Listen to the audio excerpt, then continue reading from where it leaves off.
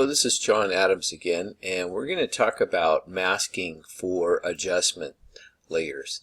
So when you're creating adjustment layers, you can make selections ahead of time, and then when you go ahead and click on the adjustments palette or the adjustment that you want to use, it will automatically create a mask for you and just adjust that one specific area itself. So if I were to go to one of my selection tools, I'm going to use the lasso tool, and I'm going to close the properties for now. And instead of the lasso tool, I think I'm going to go ahead and use the quick selection tool. Then I'm going to go ahead and zoom in on this image, and we're going to take a look at the face on here, and that way we can I can see what I'm selecting. So I want to select the face area on here because his face is the portion of the image that is most pink and looks out of place on this image. Now you can do that on any other image. You can select areas. Say you can also select additional areas in here just by going to the Add to Selection up in the options.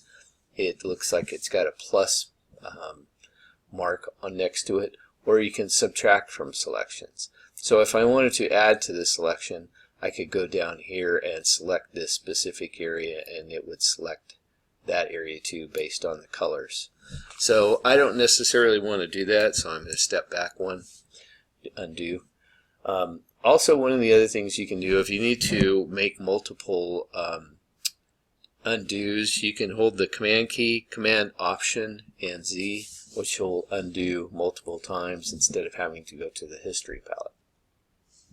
Okay, so now we're going to go in here. I'm going to go to the Hue and Saturation because of the fact that I want to adjust the colors in here, and the hue and saturation is a really great way to do it. So one of the ways that I want to work on this is I want to adjust just the reds. But before we do this, I want to show you what the actual mask looks like that it created. So I'm going to zoom up here, and I'm going to go back to my layers again and click on my Photoshop, and you can see in layers, do this again, that you can see that in the properties for this there's a little big black area, and the area that I selected, which is the face, is that little white area on here. So when we go ahead and we're going to go back to this image, and I'm going to bring up the Hue and Saturation again, the palette. It's right here.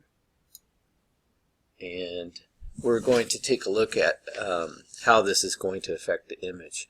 So let's just say, for example, we're going to adjust the master on this. So if you see this, you'll see it's only adjusting the area that's been selected before we created that adjustment layer. So of course we don't really want to adjust the master because it's affecting areas that we don't really want to affect. But if we go in here to the reds, what I can do is I can lower the saturation on the reds a little bit and increase the brightness. Now you can see the face getting lighter and brighter, and maybe a little bit too bright, but it's looking a little bit more like the other skin color on the legs and so on and so forth.